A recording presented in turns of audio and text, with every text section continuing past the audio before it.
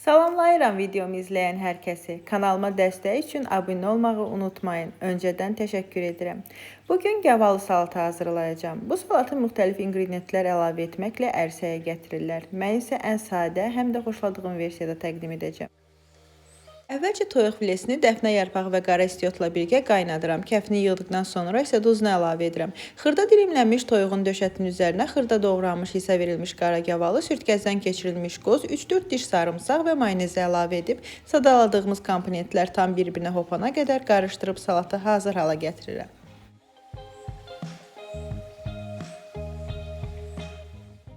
Hazırlanması asan da olsa da dadı çox tamlıdır. Salata qatılan ərzaqların ölçüsünü açıqlama bölməsində qeyd etmişəm. İzlədiyiniz üçün təşəkkürlər. Növbəti videolarımdan xəbərdar olmaq üçün kanalıma abunə olmağı unutmayın.